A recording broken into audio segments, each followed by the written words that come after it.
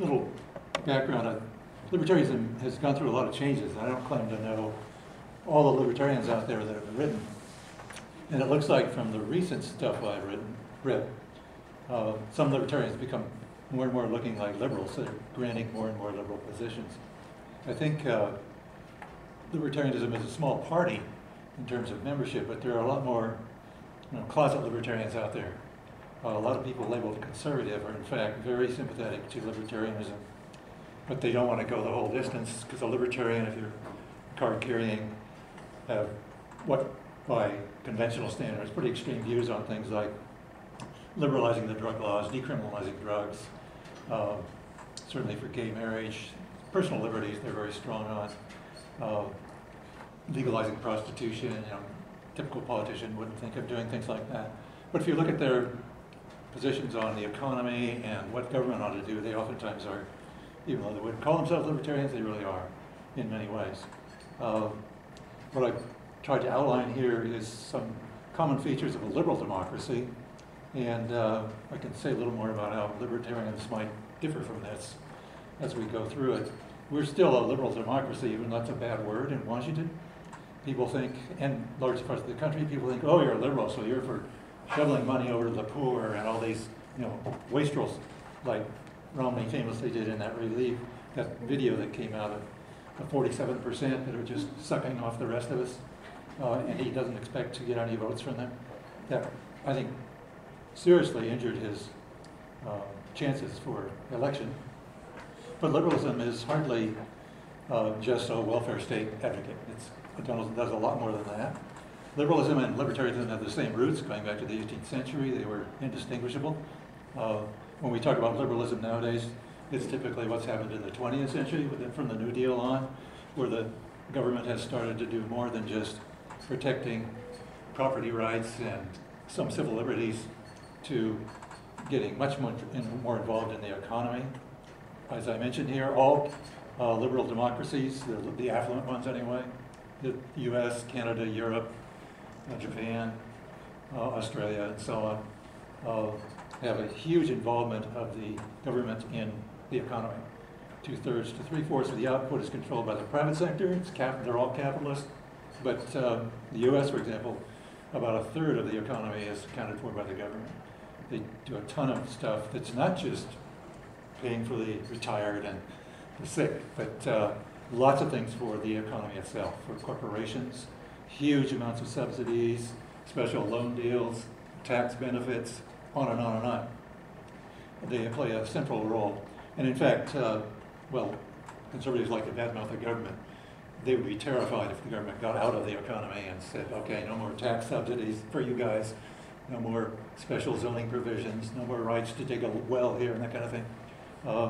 They would be terrified. So again, just the main points that characterize liberal democracy. The government plays a substantial role in regulating and managing the economy. They all provide a welfare state. And for the time being, at least, I wrote this before the election, because if Romney had won, I think they'd take away as fast as they could what we have of a health care program. He's on record as opposed to the Obamacare, Affordable Care Act. They would substitute some half-assed measure in place of it, but basically very opposed to it. But anyway, we do have a big welfare component, both the Social Security and Medicare for the elderly and Medicaid for the poor. I must say that Social Security gets beaten over the head a lot of times as though it's a big handout. When you're working, you're paying for Social Security. Everybody's paycheck pays something like 6%, a little more than 6% goes to Social Security, and your employer matches it another 6%, so it's about 12% of your pay. So you build up that fund of money, and it's not as though the government is making a special provision in the annual budget to pay for Social Security. It's paid for by the people who have put into it for years and years. I must say also, a lot of students say Social Security isn't going to be there for you when you retire. I don't think you should say that. It's running a huge surplus right now. So big a surplus, Wall Street is slathering at the mouth to get their hands on it. It's currently, I'm not sure the latest figure, it was in the many trillions, maybe it's $3 trillion now. Because it is running down because the proportion of people who are working, who pay for the current retirees, is becoming a smaller proportion of the economy as the baby boom folks retire. That will just out though. The baby boomers were an unusual shift in our population demographics. The ratio of workers to retirees will not be so dramatic down the road, a generation or two. But unless there's a total change in mindset in Washington,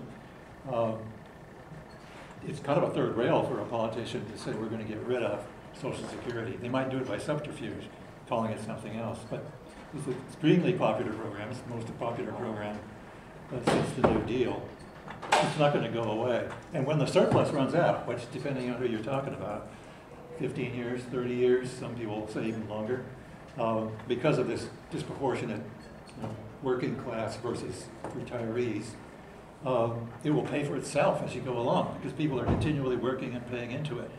They may have to make some adjustments. They could easily do that. It's a flat tax. Everybody pays the same amount up to, I think it's $110,000 of income, then it stops. So if you make anything more than 110, you pay nothing more into Social Security. If they made that a flat tax for everybody, be totally covered till eternity.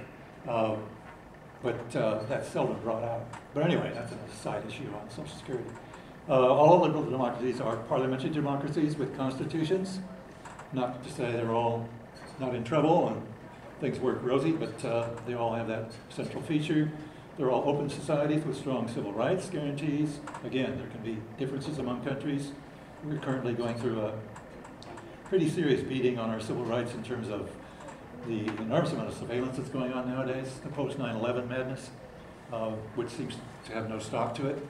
I expect to start seeing drones coming over Sacramento, the way they're pushing them.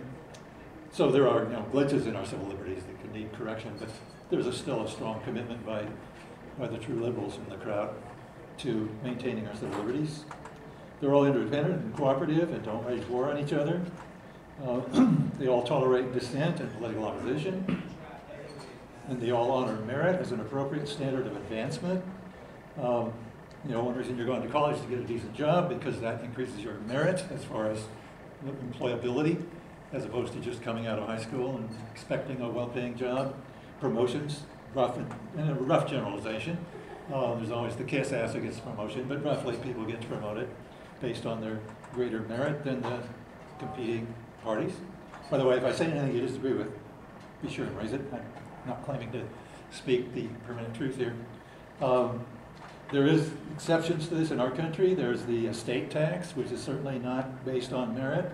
It's where if you have a lot of money, you can give it to your kids or whoever else you want. No questions asked. And there's strong initiative in the populace in general and in Washington to get rid of it. It's under Bush, they put it on hold, but then I think it comes back into effect starting 2013. But that's not a merit-based governmental provision. Obviously, if you have rich parents and you inherit $1 million when they die, you did nothing to earn that. That's just a given. So that's inconsistent with the reward based on merit provision. Keep in mind on the estate tax, because I know I've done this before in class, a lot of people say, if you make a lot of money and you die and you're wealthy, you should have a right to give it to whoever you want. You can still give a lot of it to whoever you want. There's currently the estate tax allows you to keep state tax-free. I think it's $1 million, which is no small amount. And if you're married, $2 million, you give to whoever you want tax-free. And the remainder, which would only apply to the elite, super wealthy, is taxed at a maximum of I think it's 40% and possibly 50%. I don't know. It keeps changing. But in other words, half of what you have left over, if you're a billionaire, 500 million can be tax-free too. So it's not as though the state is glomming onto your fortune totally. It's just saying if you really want a society based on merit, you're not consistent with that if you have an estate tax. If you disagree with this, let me know. But it's A libertarian would agree with the estate, against the estate tax, because they think you have a right to do with your property what you want as long as you don't harm other people. And the liberal says, wait, a liberal is into, unlike libertarians, is into trying to maintain some kind of equal opportunity where each generation has a fair shot at living a good life, and the estate tax can screw that up.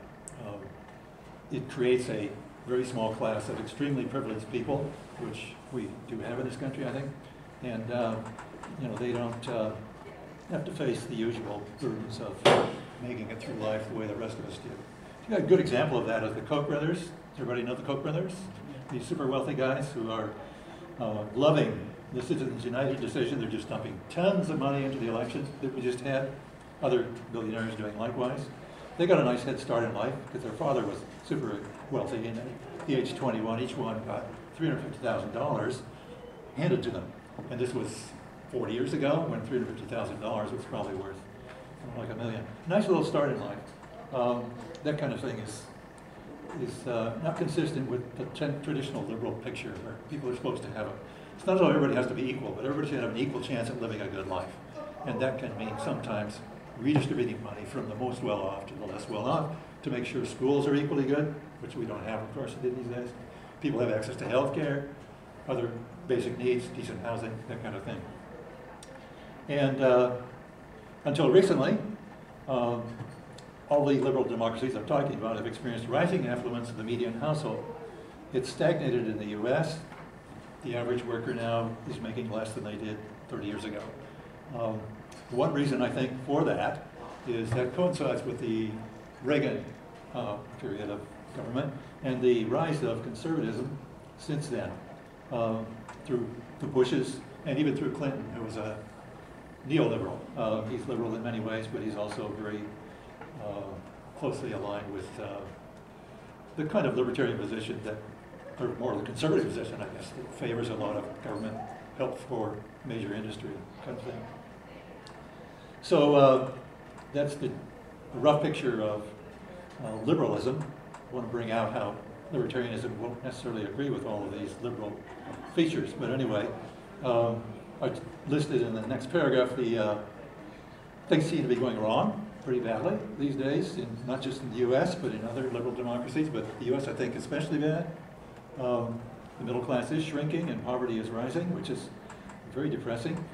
Your generation, I'm sorry to tell you, if you don't know, is the first generation since at least the Big Depression that is not expected to as well as your parents. Traditionally, every generation has done a little better, sometimes substantially. It's not necessarily the case these days. That's not to speak of individuals, but statistically normal. That suggests something very badly is going on, and I think I blame, in part, the libertarian, increasing libertarian dominance in our government, in public opinion, even though, like I say, a lot of people who are doing libertarian things wouldn't consider themselves libertarian, would join the party or vote for libertarians. Equal opportunity has been a main aspiration of liberalism. The idea that everybody should have an equal chance to live a good life, and that, like I mentioned, not to be redundant, requires good education for anybody, compatible with your abilities and your efforts. You should have access to good education as far as you can go with it. We're making education unaffordable, as many of you I'm sure have faced first on. That's a tragedy, and it doesn't have to happen, but that is what is happening. There's persistently high unemployment and underemployment. Some of this is due to factors we don't know how to control. I mean, if you read economists, they are always arguing over why there's cyclical periods of unemployment, and there's no, so far as I know, I'm not an economist, consensus among them over what causes that, but it seems to be getting stuck. I mean, we seem to have enduring unemployment, and some of that has to be due to existing government policies, but it's a technical issue, why we have these cycles of employment and unemployment that frustrate everybody. The trade pacts, these just amaze me, starting with NAFTA under Clinton, and then they extended it to other countries in Latin America, and now to the Far East. Just astound me the way they have been passed without a lot of public discussion and a lot of public misunderstanding. And they're basically secret treaties. When they have disagreements among countries, they have secret meetings to decide who's screwing who and what the penalties are going to be. This is hardly democratic. What frustrates me about trade pacts, I'm not saying boo hiss on trade, international trade. That's obviously good and it's here to stay. But we deindustrialized at what must be the historically record rate because of trade pacts.